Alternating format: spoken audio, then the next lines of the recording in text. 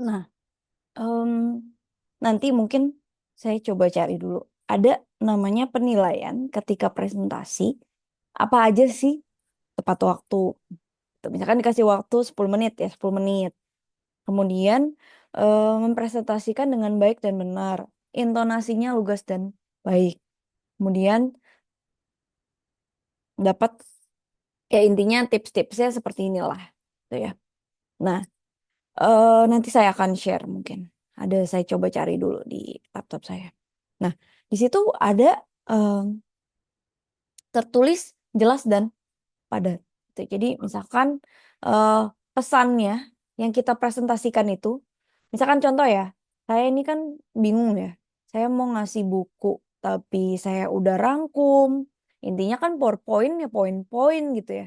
Tapi kalau poin-poin aja saya kasih langsung ke adik-adik, adik-adik nanti nggak paham, nggak ada penulisannya. Tapi sebenarnya yang baik adalah sebenarnya lebih ke poin-poin intinya aja. Jadi nggak bisa terlalu untuk banyak secara tulisan. Jadi untuk mempresentasi biasanya gambar gitu ya, lebih seperti itu. Cuman hanya saja karena saya em, ini pemahamannya adalah adik-adik itu untuk pengajaran, jadi saya akan memberikan secara memang tulisan yang banyak. Hanya saja ketika adik-adik presentasi biasanya padat, jelas, dan dapat dipahami agar tidak terbaca ambigu oleh penerimanya. Jadi misalkan contoh, menulis email ke ke ke teman gitu atau mungkin rekan kerja. Bahasanya singkat tapi padat informasinya. Misalkan Assalamualaikum atau selamat pagi. eh, mohon eh, mohon bantuannya untuk bla bla bla bla bla bla gitu ya. Mohon bantuannya untuk mengirimkan misalkan daftar keuangan perusahaan ini pengeluaran untuk pembelian barang per tanggal sini sampai tanggal ini. Titik. Ditunggu sampai pukul sekian. Terima kasih. Nah, itu jelas tanggal. Jadi bisa 5W 1H. Alasannya apa? Untuk apa? How? Terus what? Untuk apa gitu ya. Kemudian when untuk kapan dan dari kapan sampai kapan, di mana gitu, di mananya, when, where, di mananya, kemudian habis itu siapa yang akan menerima, siapa yang mengerjakan saat itu, dan kemudian why, alasannya mengapa. Jadi ada how-nya bagaimana nih. Eh, biasanya 5W aja. Tapi biasanya ada kenapa, bagaimana. Bisa ditanya lagi. Bisa alasan kenapa kita biasanya menginformasikan email. Biasanya seperti itu. Atau bahkan ketika kita bertanya em, kepada biasanya rekan atas atau dosen gitu ya. Kita ucapkan salam sapa yang seperti kemarin saya jelaskan gitu ya. Assalamualaikum atau selamat pagi.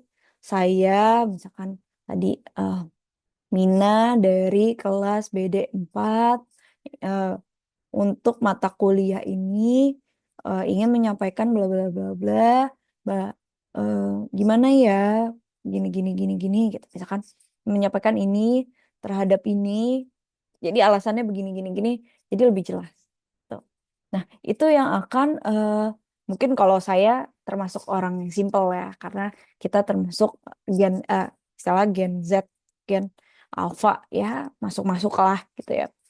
Eh, nggak terlalu jauh. Tapi sekan berbeda jauh adalah yang memang di gen X gitu kali ya.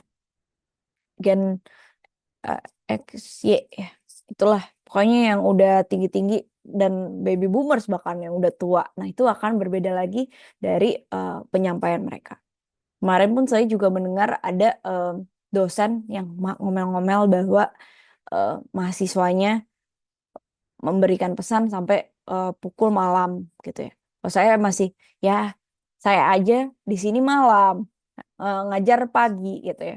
Kadang perbedaan jam yang sangat jauh untuk saat ini itu pun ya ya udah santai karena kita memang beda jam mau gimana. Jadi bisa lebih santai dibanding dengan memang dosen yang memang saklek untuk hal itu. Nah, itu bisa berbeda.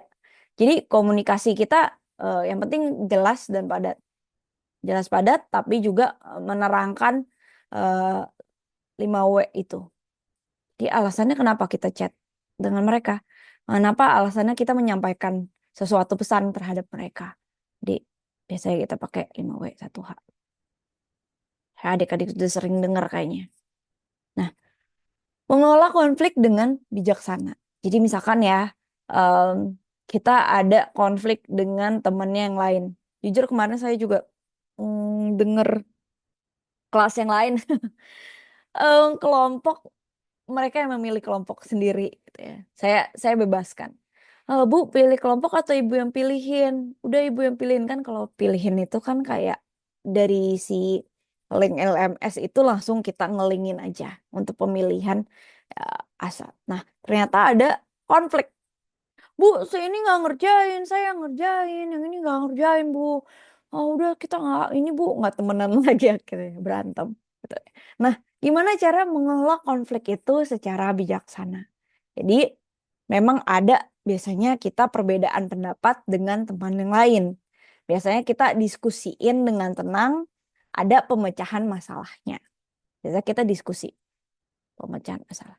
Jujur, dahulu mungkin saya masih SMA mungkin ya, kuliah. Saya masih anggapannya ah kalau temennya nyebelin atau mungkin nggak cocok sama kita untuk berkomunikasi, ya udah gitu. Sorry. Ya udah, nyebelin aja nggak usah berteman lagi, ngapain gitu ya. Kita cut off aja nih pertemanan kita gitu ya. Anggapannya. Tapi ternyata kalau dengan rekan kerja adik-adik, ketika kita mungkin nanti adik-adik udah ada yang pernah bekerja atau yang belum, nah itu kita nggak bisa cut off adik-adik.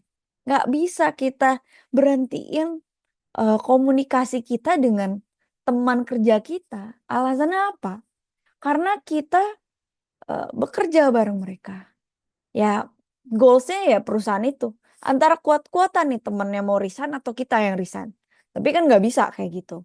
Kita harus lebih dewasa dengan mendiskusikan tenang dan ada pemecahan masalahnya. Ini alasannya kenapa sih uh, kita hubungannya nggak harmonis kayak gini, pemecahannya gimana gitu. Ada konflik apa sih di sini gitu.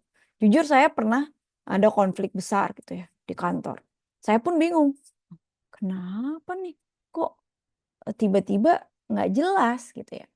Kok tiba-tiba kok mereka nggak suka gitu? Alasannya apa?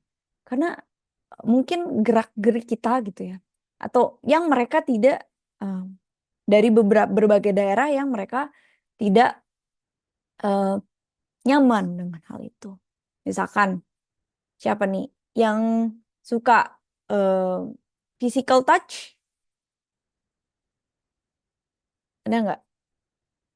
Misalkan suka peluk-peluk, teman di sini ada nggak? Tidak ada. Oh, nggak ada ya. Semuanya rata-rata apa nih? Give. Kan ada berapa tuh ya? Dari affirmation, dari uh, bicara yang baik gitu ya. Seneng, ih kamu cantik banget deh. Atau, ih kamu lagi, ada yang seperti itu kan. Nah, Kita atau, physical attack. hah? Physical attack.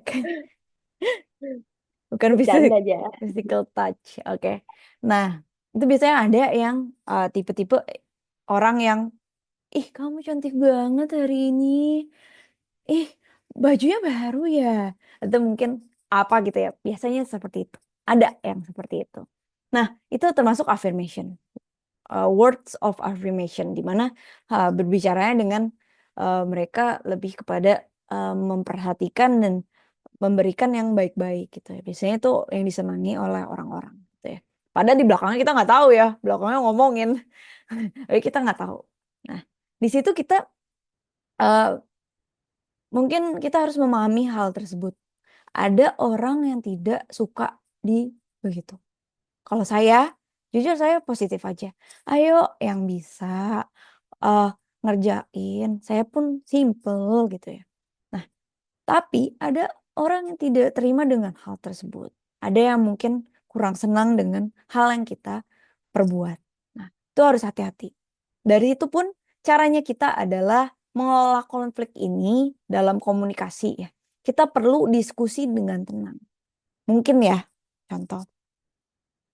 Mungkin mereka nggak suka dengan kita. Kalau kita, ya udah nggak suka ya nggak suka gitu. Diemin aja. Jangan adik-adik. Jadi caranya adalah diskusi dengan tenang. eh, Apa nih pemecahan masalahnya? Misalkan ya, ini yang kemarin tuh siapa ya? Yang nggak masuk-masuk terus. Ada nggak orangnya sekarang? Nggak ada ya? Iya nih. Siapa nih yang nggak masuk terus tuh ya? Nah, saya tanya, nih Anissa masuk nggak ya? Kok nggak pernah ikut UTS, nggak ikut tugas, nggak ikut kuis, jarang masuk. Alasannya kenapa? Teman sekelasnya yang hanya segini gitu ya. Kelas kan kita cuma 8 orang ya, si satu nggak masuk kayaknya ya udahlah Bu, nggak usah diurusin. Yang penting kita sendiri. Tapi adik-adik, kalau di rekan kerja, Em, ini saya masukkan aja ya. Kalau ada rekan kerja yang seperti itu akan bermasalah terhadap tim. Alasannya kenapa? Karena kita mau nggak mau ngerjain tugasnya dia, adik-adik. Kalau kita bekerja. Nah, gimana caranya adalah kita tanyakan, diskusikan. Eh, kamu ditanyain, gitu misalkan ya. Oh, kamu nggak masuk terus, ditanya ini sama Pak Bos, gitu ya. Atau mungkin ditanya ini sama Ibu, gitu ya. Eh, Alasannya kenapa? Saya sakit, bla bla bla. Oh ya udah, eh, disuruh pakai surat sakit. Kalau enggak nanti diputus kontrak atau mungkin tidak diperkerjakan lagi karena kami capek mengerjakan satu orang ngerjain tugas kamu, bantuin kamu terus gitu ya. Itu ada pemecahan masalah. Jadi ada diskusikan. Nah, misalkan ada contoh, kenapa sih kamu nggak masuk terus? Gitu ya. Diskusikan dengan tenang ketika ketemu orangnya. Nah, kasihlah pemecahan masalah. Mungkin ada yang bully kan kita nggak tahu.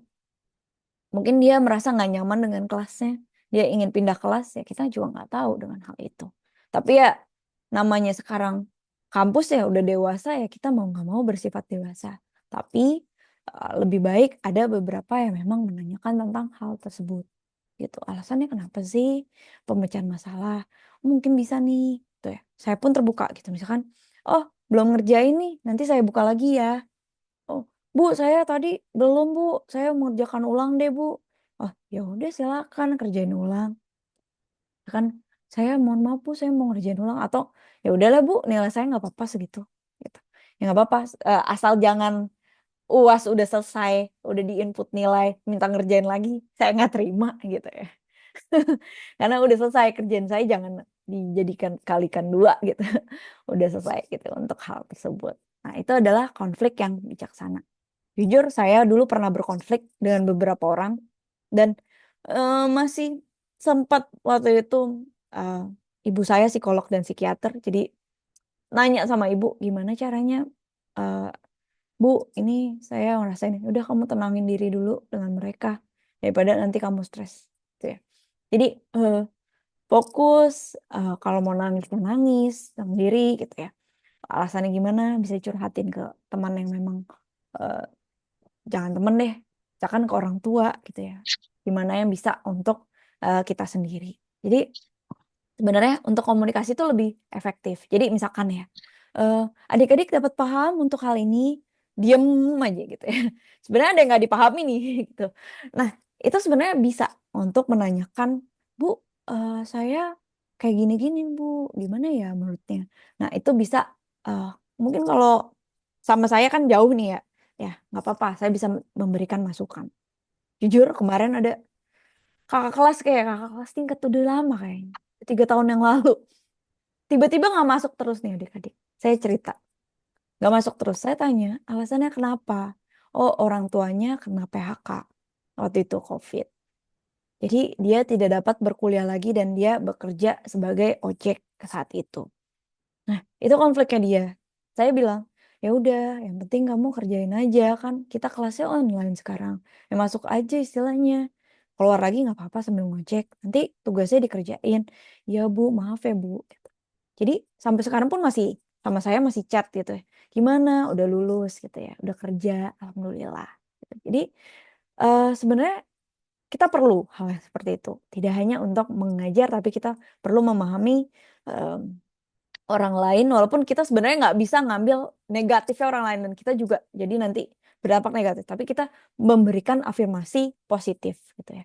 Atau misalkan, ih kamu cantik banget, ih kamu segar banget, atau mungkin ih kenapa kok sedih, ayo dong semangat. Itu positif vibes-nya tuh harus ada gitu. Nah itu akan em, mengelola konflik yang memang tadi buruk, kita akan ada pemecahan masalah dengan positif vibes tersebut gitu adik-adik. Jadi ini kita belajar komunikasi ya, nggak apa-apa ya. Komunikasikan lebih baik lagi. Jujur saya sekarang di sosial media nggak sering gitu. Cuman biasanya dulu sering gitu ya.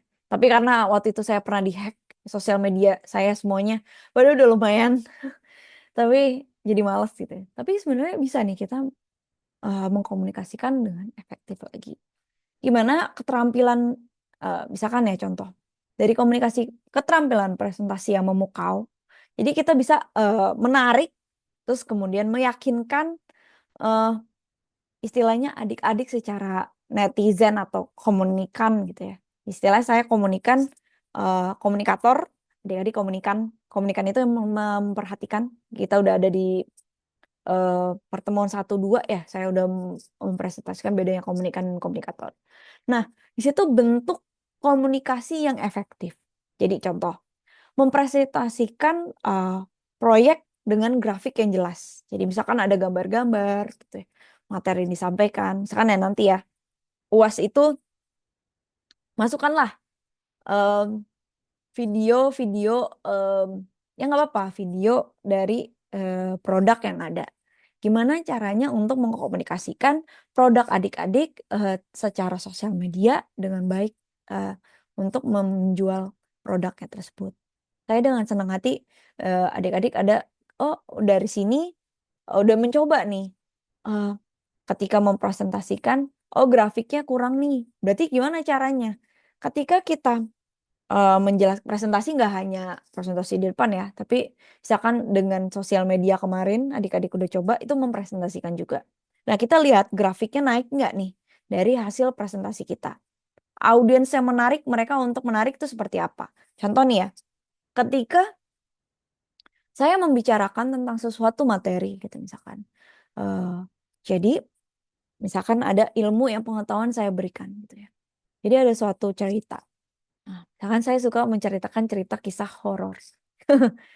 Kisah horor di mana masa ini sekarang saya dengar dari ibu saya di wilayah Jakarta dan sekitarnya Tangerang itu lagi pada ada dampak banjir. Di sana lagi ada banjir juga nggak? Hujannya lagi kondisinya tidak baik gitu. Di sana lagi banjir atau lagi pasang airnya lautnya? Hujan terus di sini. Banjir nggak? Alhamdulillah enggak, jangan dong. Enggak, maksudnya wilayah tertentu terdengar nggak ada banjir di sana? Belum ada sih. Oh, Tapi hujan alhamdulillah. terus memang. Iya kan? Nah, saat ini tuh hujan gitu ya. Jadi eh, mungkin saya mendengar dari ibu saya waktu itu. Ah, iya nih takut nih lagi siaga sekian gitu ya. Nah, jangan sampai deh ada banjir dan lain-lain. Jadi saya biasanya mengkomunikasikan grafik yang jelas. Biasanya jadi kalau adik-adik lihat ya, Jakarta itu kota sebenarnya udah di bawah air laut. Nah, Jakarta itu punya integrasi dari sistem software sendiri, punya untuk tinggi air kali. Jadi adik-adik tinggal cari aja tinggi mata air Jakarta. Nah, itu bisa kelihatan tuh di internet. Tinggi mata airnya di Jakarta lagi siaga berapa dari hulu sampai hilir. Nah, itu pun saya mempresentasikannya adik-adik misalkan semuanya kalau misalkan udah pernah terkena banjir wilayah Jabodetabek bisa nih untuk memperhatikan ketika hujan deras bisa memperhatikan untuk tinggi mata air dikali. Jadi ada nih gitu. Nah, saya mempresentasikan itu, oh ternyata grafiknya naik. Oh, orang tertarik dengan informasi-informasi yang memang saat ini berdampak terhadap mereka. Nah, biasanya materi disampaikan menarik nih bagi audiensnya. Nah, contohnya nih tadi, eh, setiap adik-adik mengkomunikasikan ya, nilai tambahnya apa? Tuh ya, misalkan contoh, ini saya selalu ada dompet kecil ini ya, alasannya untuk saya kenapa pakai headsetnya yang em, apa ya, tali ini ya, ada apa namanya, pakai panjang karena alasannya saya males ngecharge gitu ya. Saya mendingan colok-colok aja. Nah, agar dia tidak rusak gitu ya. Saya selalu uh, membawa dompet kecil ini gitu ya untuk si tali untuk headset gitu ya. Jadi saya presentasikan nilai tambah dari dompet ini bisa untuk uang receh, tapi juga bisa untuk headset. Dan dia juga untuk bisa uh, taruh di tas langsung. Jadi langsung ceklekin aja ke tas gitu ya. Jadi dia langsung bisa checklist. Walaupun uang receh dan sebagainya. Jadi hanya membawa dompet seperti ini aja juga udah bisa gampang. Dan itu adalah kelebihannya. Nah, di presentasi itu kita harus ada contoh gambar dan tidak hanya mempresentasikan dengan tulisan saja. Jadi nanti adik-adik bisa untuk ada videonya kira-kira buatannya gimana, kemudian kira-kira dari tempatnya seperti apa, produknya seperti apa, itu bisa untuk dipresentasikan gitu. Nah, dari situ kita adaptasi dengan audiens yang berbeda. Saya ada contoh, tapi kemarin jadi gaya kemampuan kita untuk komunikasi, pesan yang tepat gitu ya.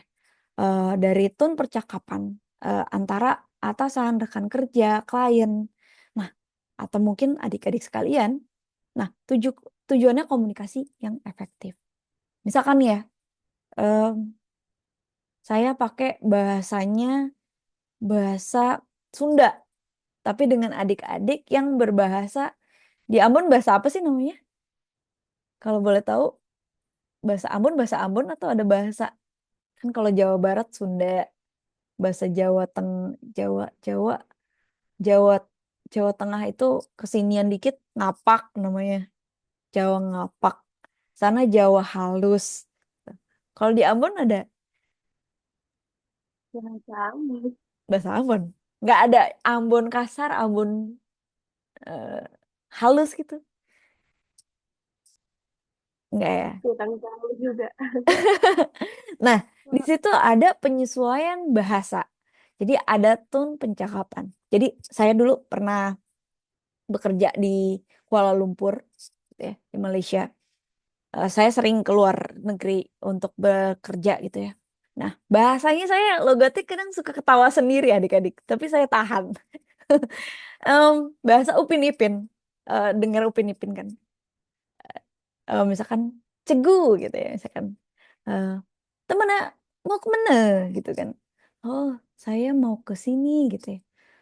Awak tuh gitu biasanya ngomongnya seperti itu. Dari tone percakapannya saya kadang suka ketawa gitu, tapi saya tahan karena dengan rekan kerja gitu ya waktu itu, dengan klien dan atas. Nah, bahkan ada juga yang berbahasa Mandarin. Tapi saya nggak bisa bahasa Mandarin, cuma bisa dikit-dikit, cuma bisa ni hao aja gitu ya. Em, di situ pun saya mengkomunikasi dengan caranya, oh seperti ini. Bahkan orang bule ngobrol sama kita itu nggak cepet ngomongnya gitu. Ada ngomong yang agak lambat karena pendengaran kita yang sebagai bahasa kedua gitu ya, bahasa Inggrisnya.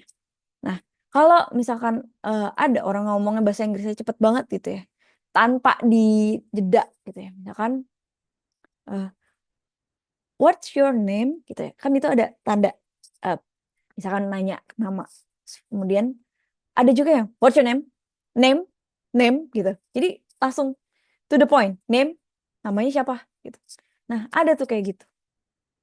Sama dengan bahasa Indonesia, em, say hi gitu misalkan.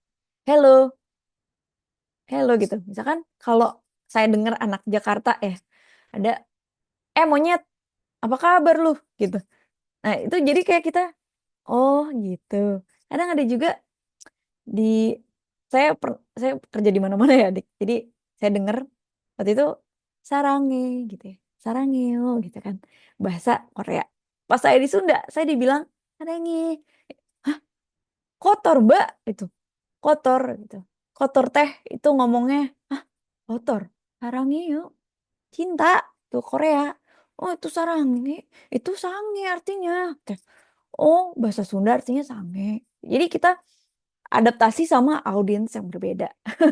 Ini saya karena pernah kemana-mana ya, jadi em, itu pesannya beda-beda, komunikasi gayanya berbeda-beda. Kadang ada yang Jawa agak medok gitu ya, dan ada juga saya kalau Ambon agak tinggi ya, gitu. Jadi berbeda.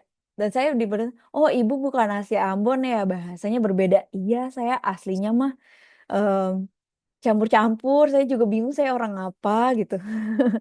eh, Bapak saya Sunda, ibu saya Jawa, jadi ada campuran juga. Jadi gimana ya? Saya pakai bahasa di rumah, kadang pakai bahasa Belanda, kadang pakai bahasa Inggris, kadang pakai bahasa eh, Jawa, kadang pakai bahasa Sunda. Jadi saya bingung pakai bahasa apa gitu. Jadi bisa untuk komunikasi yang lebih efektif lagi. Kadang kita bisa komunikasi yang bagaimana. Jadi adik-adik bisa nih em, ketika percakapan di Indonesia bisa kita pakai bahasa Indonesia.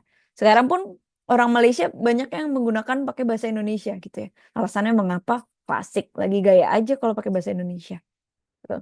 Saya pun juga nggak tahu kenapa mereka sekarang lebih seperti itu. Nah, kemudian etika berkomunikasi di media sosial. Kemarin ya, saya sampaikan etika berkomunikasi di media sosial. Jangan sampai kayak Nikita Mirzani. Enggak. Terditin ya. Enggak. Nah, ini ada si platform dari artis-artis ini gitu ya. Yang memang berdampak terhadap kurang bijaksana dalam membicarakan secara online. Jadi ada etika berkomunikasi di media sosial. Nah, di situ walaupun kita lihat ya, siapa ya contohnya? Ada yang tahu Prilly Latuconsina? Prilly? Tahu? Nggak tahu? Tahu, Ah, tahu ya. tahu. Nah, tahu kan? Nah, si Prilly ini dahulunya, mungkin bisa di-search. Dahulunya, dia pernah salah ngomong. eh, Mengatai keluarga yang lain itu monyet gitu ya. Iya, keluarganya aja yang kayak monyet. Nah, itu berdampak pada dianggapnya waktu itu adalah ih nggak sopan banget sih nih anak kecil ngomongnya kayak gini gitu. Nah, ini harus eh, ketika dia jadi public figure, kita nggak boleh kayak gitu. Misalkan kita nggak suka ya udah kita diem aja. Mungkin kita lebih kepada yang kita share di sosial media yang positif-positif aja dengan hubungan yang sehat. Jadi harus hati-hati nih adik-adik ketika kita jangan sampai mencari konflik di sosial media karena itu berdampak terhadap eh, ranah kita. Saya pun ya, jujur, kemarin saya iseng nanya waktu itu di ini ya, di YouTube. Tapi udah saya take down aja sih. Rese gitu. Saya komunikasi dengan baik-baik. Saya bertanya, kira-kira kalau di luar negeri nih. Jadi di luar negeri itu lagi ada musim di mana em, sapi, ekor sapi itu nggak dapat makanan eh, hijau daun. Alasannya klasik karena saya baca-baca itu si sapi ini kurangnya nutrisi terhadap nggak ada rumput di sana. Karena nggak seperti Indonesia ya, subur. Di sana itu lagi musim panas, panas misalkan. Musim dingin ya dingin. Jadi kekurangan em, dedaunan gitu ya. Akhirnya sapi ini dikasih makanan yang seperti daging. Nah, kemarin saya karena kurangnya nutrisi dari si eh, dedaunan ini kurang, nggak ada daun karena panas terus banget atau dingin banget, ekstrim, cuaca ekstrim.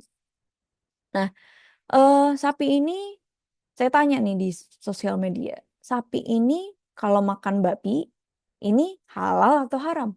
Karena di luar negeri ada beberapa yang memberikan daging babi untuk makanan sapi. Nah, saya tanya nih, halal atau haram? Orang Indonesia langsung ngegas. Mana ada, sapi kan makannya rumput, bego, gitu-gitu. Sampai kayak gitu. Nah, saya pun bertanya, ini ada penelitiannya dan ada kejadian di negara-negara besar, bukan di Indonesia. Tapi mereka berdampaknya negatif. Padahal kita bertanya secara positif aja. Menurut ini gimana ya? Oh, jangan membodohi masyarakat, bla bla. Tapi sudah ada penelitiannya. Bagaimana kalau kita nggak ada eh, tumbuhnya padi, gitu ya misalkan. Gimana kita makan nasi di Indonesia? Penggantinya apa? Bisa aja juga ganti sagu. Oke, sagu sekarang udah makin sedikit. Gantinya apa lagi? Oh, bisa pakai sukun, buah sukun tuh gantinya. Kalau adik-adik mau cari buah sukun. Nah, oke, misalkan buah sukun busuk nih, cepat busuk gitu ya. Ganti apa lagi gitu ya. Nah, kalau itu bisa berkomunikasi lebih baik lagi. Kita yang baik aja kadang banyak hatersnya, apalagi yang buruk. Nah, kemudian keterampilan pemimpin dalam berkomunikasi. Nah, ini biasanya ya adik-adik. eh, Arahannya jelas, umpan baliknya jelas. Jadi saya jujur banyak dosen kemarin ya saya bareng sama dosen-dosen yang lain gitu ya. Bukan dosen yang ini sih. Ternyata dosen universitas negeri pun untuk mempresentasikannya juga untuk umpan baliknya kurang kurang baik gitu. Jadi agak membingungkan. Jadi gimana nih kok dosen kayak gini gitu ya. Komunikasi keterampilannya kurang jelas. Lafalnya kurang baik. Terus kemudian banyak eh, mana gitu ya. Ngomongnya terlalu sedikit. Gimana caranya untuk memberikan arahan terhadap mahasiswanya? Saya pun kadang suka waktu itu lagi sibuk misalkan. Gimana cara untuk umpan balik ke mahasiswa ketika mahasiswanya tidak dapat mengerjakan dengan baik dan benar? Tuh ada keterbatasan dari eh, mungkin saya misalkan suruh download materi, aplikasi dan lain-lain, ternyata lagi bermasalah. Nah, saya langsung, oh ya udah, kalau gitu nanti kamu input lagi, saya nanti akan share tata caranya. Gitu. Nah, itu kan lebih enak untuk berkomunikasi dibanding marah-marah. Kamu gimana sih? Kan saya sudah beritahu. Oh ya udahlah kamu kerjain. Ya, saya nggak tahu lah untuk hal itu. Nah, saya sudah menjelaskan kalau saya kemarin ada ya mahasiswa ngomel-ngomel bahwa em, alasannya klasik. Bu, saya sudah mengerjakan, kok nilainya saya jelek. Saya minta ini Bu, gitu ya, misalkan. Saya nggak mau Bu, saya maunya ini. Ya kan udah sesuai, nilainya ada. Kamu salahnya di sini. Kayak tadi ya misalkan. Nilai saya kok jelek Bu. Nah, itu ada buktinya. Nilainya segini, gitu ya. Nah, dari situ kita bisa lihat eh, kalau dosen lain ya nggak tahu kan kamu ngisinya kayak gitu. Kalau saya jawabannya klasik adik-adik sesuai dengan jawaban kamu di website kan ada contohnya. Terus bu nanya UASnya kok nol gitu. Lah kamu nggak input UASnya mau gimana? Ada tuh buktinya tanya aja IT, tanya dia ke IT. Gitu. Ya bu, mohon maaf tadi ngegas adik-adik. Saya mau skripsi nih, tapi saya nggak nilainya jelek, bla bla bla. Kan tergantung dengan hasil yang ada. Gitu. Saya pun saya fair kok, ada buktinya. Kamu nggak ngerjain ini. Saya mau gimana? Mau marah-marah mau gimana? Emang udah saya isi kok, ini gitu. Nah itu akan berdampak seperti itu adik-adik. Jadi eh, sebagai pemimpin ya, kalau misalkan kita ada di em, kepada tim pula, ya kita juga kadang ada tim yang memang kurang eh, appreciate terhadap kita sebagai atasannya. Misalkan seperti itu. Nah, itu gimana cara agar kita lebih dihargai? Tuh. Nah, aktif mendengarkan dengan empati tadi ya. Misalkan kita dengerin dulu aja. Oh, gitu. Maksud kamu gini. Ah, oke. Jadi masalah ke sini. Tapi saya nggak bisa bantu untuk hal ini. Mohon maaf ya. Ada empatinya. Tapi kita balikin lagi. Kalau misalkan kita tidak dapat membantu untuk hal ini. Gitu. Dan ada keterbukaan. Oke. eh, Sediaan untuk mendengarkan aja tuh udah hangat gitu adik-adik. Jadi positif yang tadi ya, afirmasi positif. Buka, hangat berkomunikasi. Nah, biasanya gunakan bahasa tubuh yang mendukung, kemudian keterampilan bertanya dan mendorong. Ya, biasanya saya mendorong adik-adik, tanya dong, gimana nih caranya untuk pertanyaan yang terbuka. Jadi nggak tertutup. Misalkan, apa pengertian dari ini? Itu ada pertanyaan terbuka. Jadi menurut adik-adik, bagaimana dengan komunikasi yang efektif ini? Nah, itu adalah pertanyaan yang terbuka. Ya, mungkin ada yang menurut adik-adik efektif adalah ini gitu. Jangan yang langsung tertutup. Tuh. Nah, dialognya juga bermakna jadinya. Dan konsisten terhadap dalam praktek komunikasi yang efektif. Jadi adik-adik komunikasi dari waktu ke waktu gitu ya. Jadi kita tahu nih di mana presentasi itu melalui media sosial ya. Kita perlu latih konsisten. Oleh karena itu adik-adik udah mulai nih. Saya senang banget kemarin sudah lihat ada konsisten dari komunikasi eh, waktu ke waktu. Jadi konsisten sekali nih untuk keterampilan ada. Kemudian kita analisis nih sejauh mana nih eh, dari self confidence kita, di konfidensial.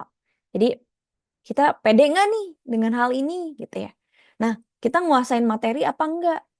Nih, misalkan ya materi nih saya typo nih. Nah, misalkan saya menjelaskan tapi saya nggak tahu materinya, saya baca aja. Ketahuan tuh adik-adik. Misalkan Eh, jadi, melihat relasi, yaitu melihara hubungan dengan komunikan. Nah, itu kan saya biasanya nggak seperti itu menjelaskan. Jadi, kasih contoh lagi. Jadi, memelihara relasi biasanya eh, kita melihat pandangan nih komunikannya, terus menatap matanya, mengatur jarak duduknya mereka, kita mengenali dengan mereka. Tuh, jarak confidence mereka. Biasanya kita menanyakan dengan baik gitu. Nah, itu adalah tata cara berbicara yang oke saat presentasi. Jangan langsung komunikan mengatur merupakan pengendalian transaksional. Itu agak beda. Em, bisa join lagi ya. Saya ternyata terlalu lama. Oke, bisa join lagi ya.